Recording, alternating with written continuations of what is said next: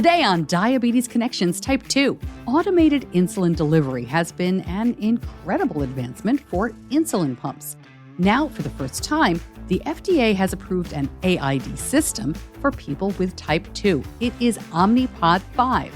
We're going to talk about how it works, who it helps, and what the company found in their studies of people who use it.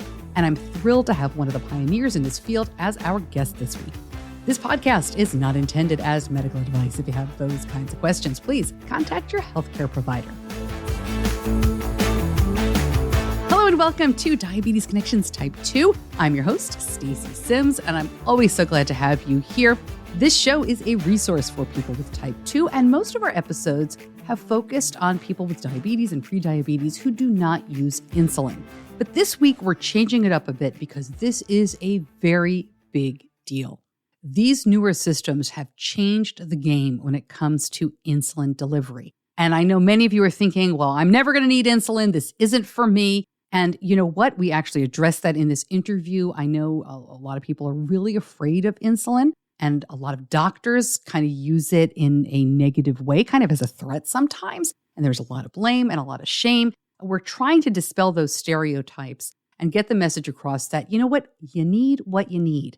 So if you do need to give yourself insulin, I think this is going to be a very important and eye-opening episode for you.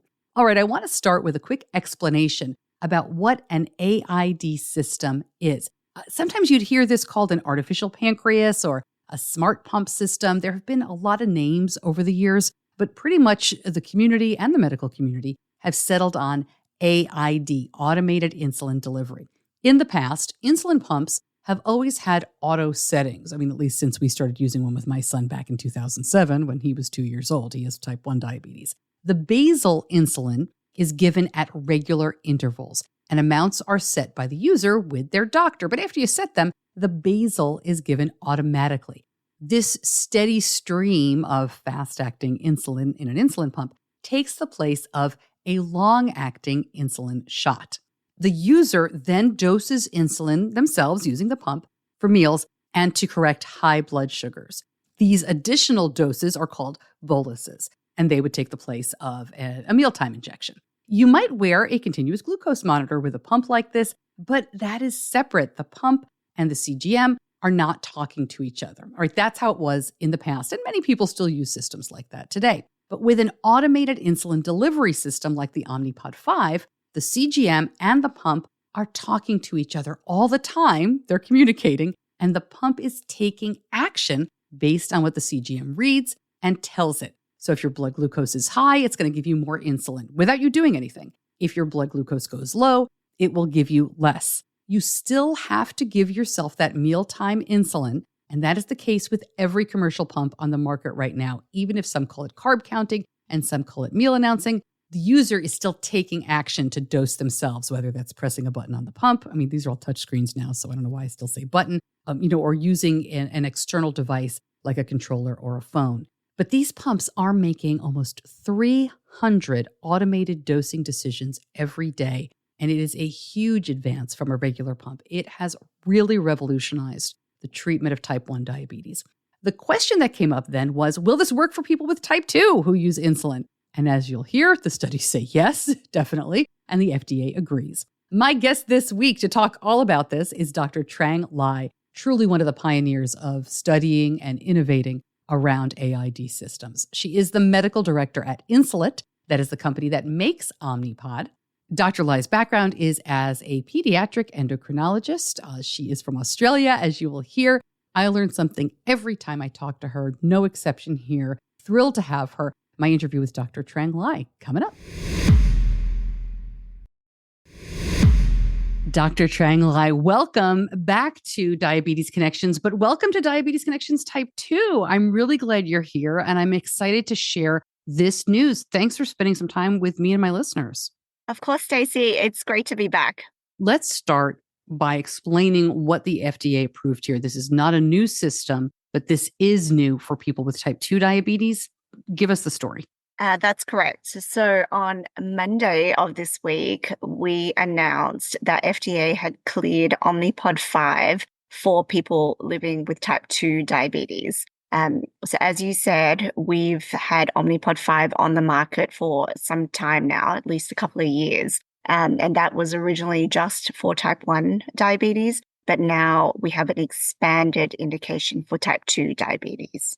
It may seem simple, but an indication for type 2 diabetes, that means someone with type 2 who uses insulin, because this is an insulin pump, can ask their doctor to prescribe this now?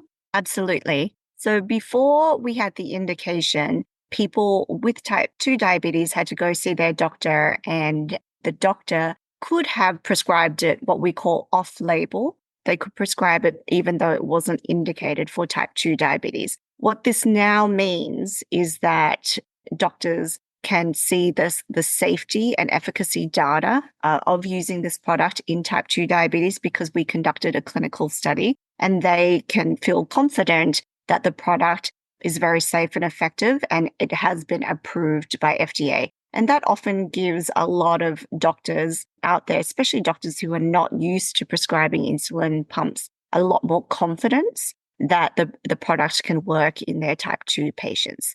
So it definitely makes it more official. And in addition to making it official now for people with type 2 and their doctors, Insulet, our company, can now actively go and tell doctors that we have now this formal indication. And that means that a lot more doctors will now hear about this information. Tell me a little bit about the study. What were you looking for? Obviously, better blood sugar control, but take us through what you learned. It is one of the largest studies that we've done to date. We enrolled, in fact, 305 people with adults with type 2 diabetes who were already on insulin.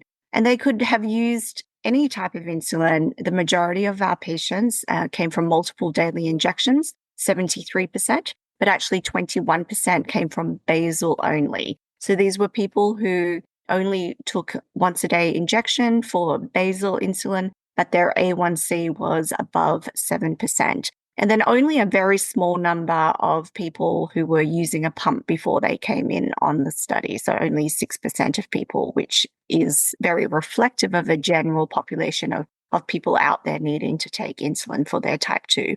And so what was important to Insulet was to show that this product can be used in a broad population of patients. For us, it was important that we recruited real patients out there in the real world who are in need of better technology and better treatments to have better outcomes. And so we recruited patients who were very diverse. So 22% of our patients were Black, 24% Hispanic, which makes this study the largest and most diverse study in diabetes technology to date, which I'm incredibly proud of. And that's because we went to centers who take care of these patients and asked them to be involved in the study. Places like Emory University, who have a very large underserved population. So that's something I'm incredibly proud of. So in addition to racial diversity, the population was also very diverse in terms of education. So roughly a third of our patients had the highest education attained was high school level. And roughly half of our participants had an annual salary of less than $50,000 a year. So again, very representative of the general population of people living with type 2 diabetes. And so in addition to that general population, we also had to fill certain buckets in terms of the range of insulin requirements. So we had to have a certain amount of people in the study who needed, more than 100 units a day, and who were certain people who were already using a GLP-1 and SGLT2 or a combination of both medications, as well as a range of people who were not using technology beforehand. And again, all of this is to reflect the very heterogeneous population of people with type 2 diabetes, so that we weren't just testing it in, highly educated people who were familiar with technology and showing that they could use it. It was important that a broad population of people could use the technology and get effective outcomes. So what were the outcomes? What did you find in the study? So the main outcome is hemoglobin A1C. And so we saw a 0.8% reduction. So we went from an average at the beginning of 8.2%, and we saw people come down by 0.8% to 7.4%, which is really incredible because that means a larger percentage of people were reaching their target A1C, target glucose range. And that also, what that translates to is more time in range. So we saw an A1C reduction. Those who came in with a baseline A1C of 9%, we saw a reduction of 2.1% A1C, which is a massive reduction. And then the time in range improvement was a 22% improvement in time in range, which is the equivalent of an additional 5 hours a day that people are spending in range, which is really just incredible. And you can just imagine if you spent, additional 5 more hours a day feeling better, and how much better you would feel if you're not running high glucose levels, and what that means in terms of complications and longer term outcomes. One of the issues, and I hear this from my listeners, and I hear this from a lot of people I know with type 2 in real life, and that is this fear of using insulin. Yes. And this comes, as doctors will say to people, oh, you have to do this or else you will have to use insulin. And that may be true. Like some people can, exercise more, eat better, and avoid having to take insulin. But a lot of people can't. And because of things like that and the way society looks at this, we can go on and on about the reasons why. But people are just really scared of using insulin. And this feels like a punishment. I know this isn't exactly what you studied, but this is something Insulet is going to have to talk to people about. What's your response to that? What do you tell people? Part of the reason is, as you know, insulin has a very narrow therapeutic window. So you have to kind of give just the right amount. And if you give too much, there's a risk of hypoglycemia. And that, leads to seizures, coma, and death. I mean, that's a very real complication of this medication. But the problem is if you don't give enough, you run high glucose levels, and that leads to all sorts of complications, including kidney disease, eye disease, neuropathy, all of those things, and cardiovascular outcomes. And so people, both patients as well as doctors, fear the insulin, and doctors are reluctant to put people on insulin because of the very real side effects of it. And, patients are reluctant to take it because they see it as an end of, as an end stage therapy. Right. Once I start, I'll never stop. Something Exactly. like that. I hear that a lot. Exactly. But how you know you need it is despite all the medications you're on, your A1C keeps creeping up and up and up. And that's because the pancreatic cells continue to, the disease progression continues. And so the production of insulin is reduced over time. And so it happens naturally as a natural course of disease progression. It's because of the complications that doctors are reluctant to intensify insulin therapy. And so now we have a real solution for doctors that they can confidently prescribe, because not only was the product effective in reducing A1C and improving time in range, we didn't see any increase in hypoglycemia. And that is incredibly important, because when I look at outcomes, I always think, okay, that's great that you increased time in range, but what happened to your hypoglycemia, right? And so I think the real value in this study is we were able to both increase, but not at the cost of increasing hypoglycemia. And so I think that will make doctors feel a lot more confident in prescribing pump therapy and pump, especially Omnipod 5 and AID system for their patients who, they're prescribing insulin in, but for one reason or many reasons, patients are not taking it effectively, either because they're scared of it, they're not sure of how much to take, they're worried about taking it, they forget to take it, it's not convenient for them. Now you can just imagine, that the patient is wearing a product that they can easily prescribe, deliver insulin from their phone. It just makes life a lot easier. And if we as a company can create products that are easier for people to use, they're more likely to use it, take it, and hopefully take better care of themselves. And that was actually seen in the study that we reduce the levels of diabetes distress in our patients. That's what they reported. And also, they were highly satisfied with the product, and many of them wanted to continue using the product at the end of the study.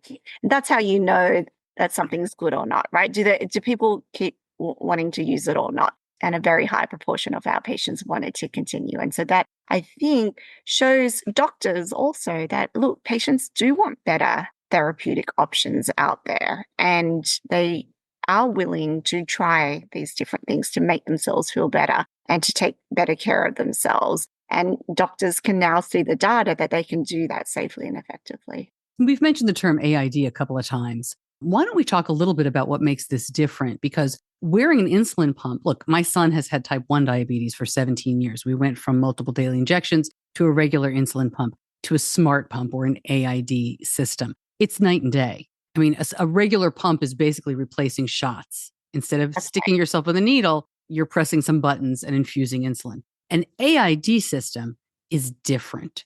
So I assume people with type 2 are getting the same benefit from these teeny tiny doses and the automated changes. Can you speak to that a little bit?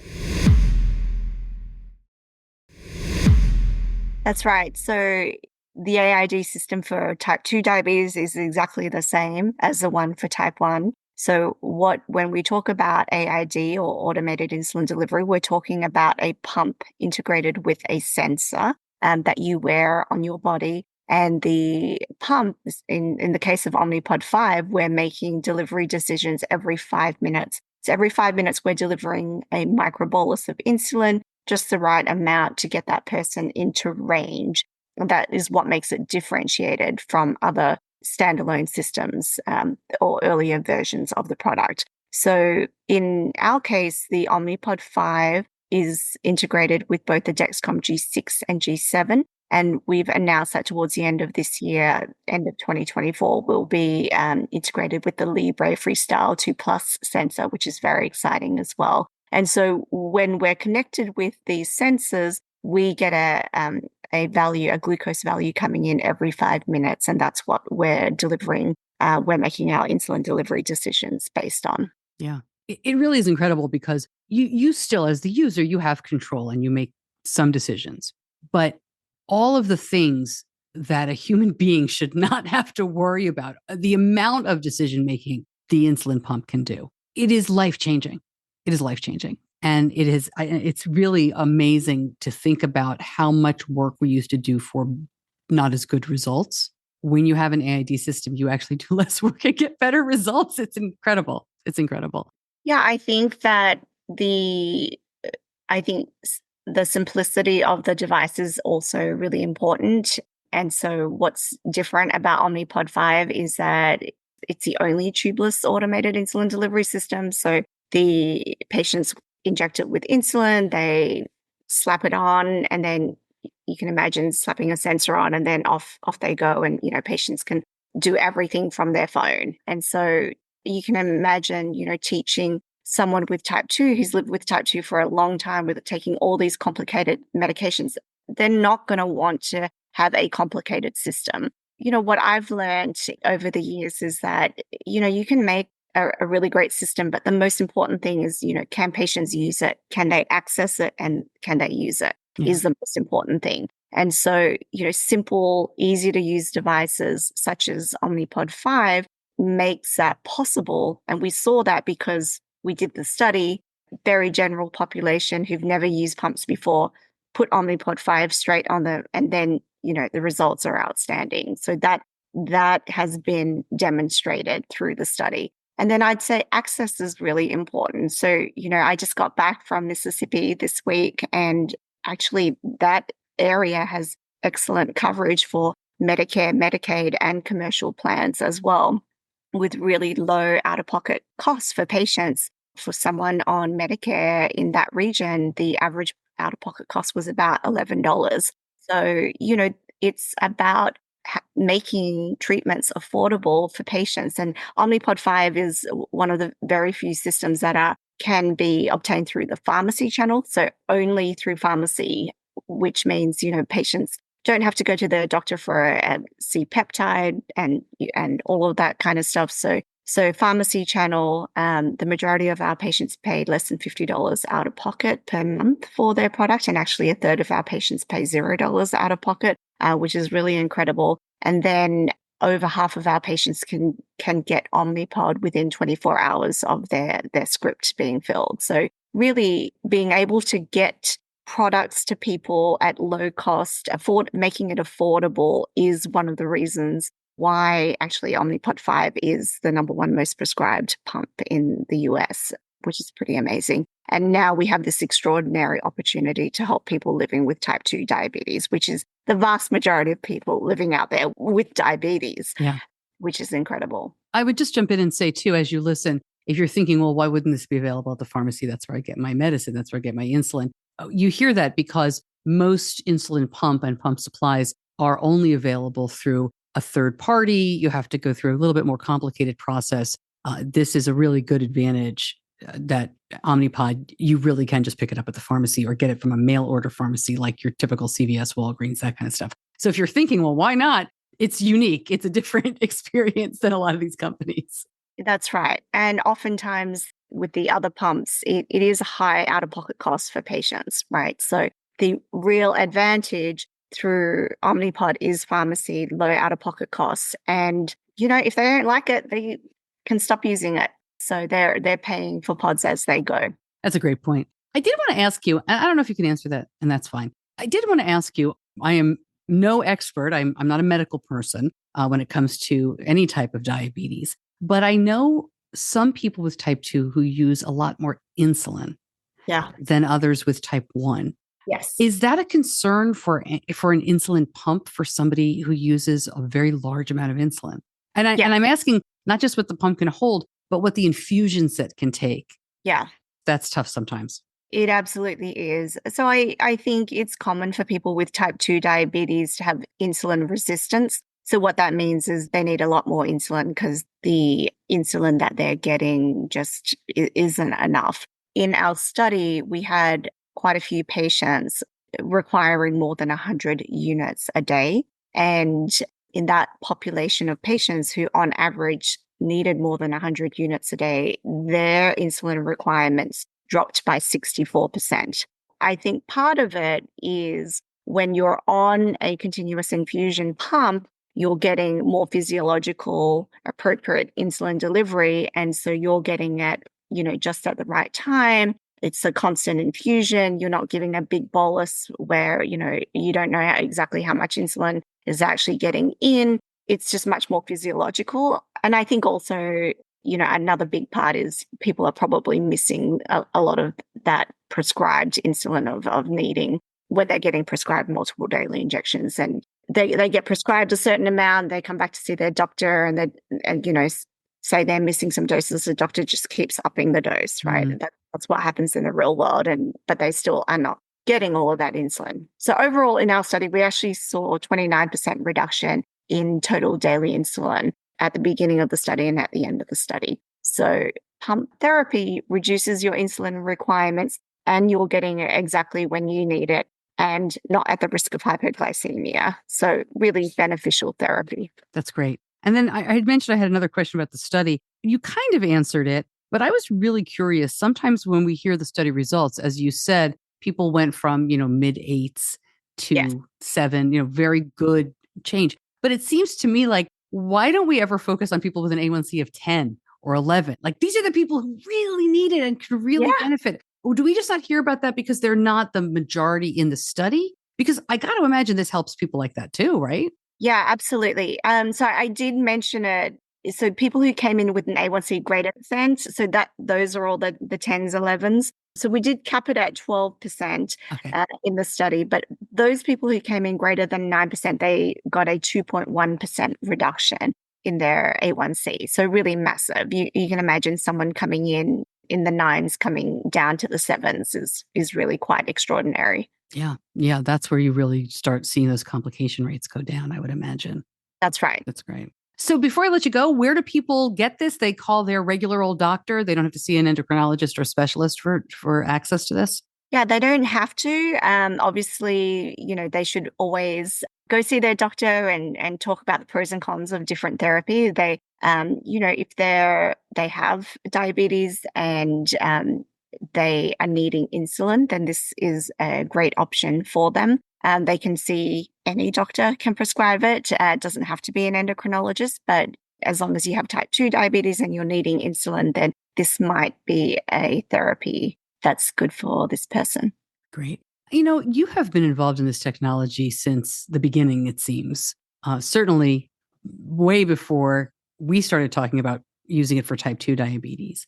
What's it like for you to see this the AID technology, the convenience of the Omnipod, this massive population? What's it like for you? It's got to be really rewarding. Yeah, I see, Stacey, I pinch myself every time I wake up in the morning, just like I feel so grateful to be in this role and be able to help so many people living with diabetes. It's incredibly rewarding. I was so lucky to be in Mississippi this week, actually. And we were driving through Mississippi when the clearance came through, and it was really incredible. And the last few days, we went to the Mississippi Delta region, and there are no endocrinologists there, Stacey. Nobody. And the community doctors are the ones that are delivering babies in the morning, coming in, taking care of your diabetes and raising cattle in their stead. Wow. They're really extraordinary people. And their patients are coming in asking for this technology. They're prescribing it and they're seeing how well their patients do. That is what is truly inspirational for me, is that, wow, here's this technology that we created that can be used by anybody. Anyone can use it. And it's reaching people in rural Mississippi in the Delta that we can't have enough salespeople to get out there, but it's reaching it through the power of advertising and people hearing about it and word of mouth. And the fact that they're getting great outcomes is what and they keep wearing it because they love the product. And that is what helps them take better care of themselves. So that's been really powerful to see that it's transcending the standard boundaries of, endocrinologists and diabetes educators and reaching people in the real world. And that is really extraordinary. Love it. Well, thank you so much for joining me and to explain what this was all about. I really appreciate it. And I'm sure we will talk soon. Thank you so much. Thank you, Stacey. Much more information in the show notes, and depending where you listen, those can look very different. Some podcast players like Apple and Spotify have really good platforms where you can get links and information. Others, and there are a ton of them out there, maybe they don't look so great or they're not easy to find the show notes. You can always go to diabetes-connections.com and click on the Type 2 show, and all the information should be there with you. Please reach out if you ever have any questions. Stacey at diabetes-connections.com. Thank you to my editor, John Buchanan from Audio Editing Solutions. Thank you so much for listening. I'm Stacey Sims. I'll see you back here soon. Until then, be kind to yourself. Diabetes Connections is a production of Stacey Sims Media. All rights reserved, all wrongs avenged.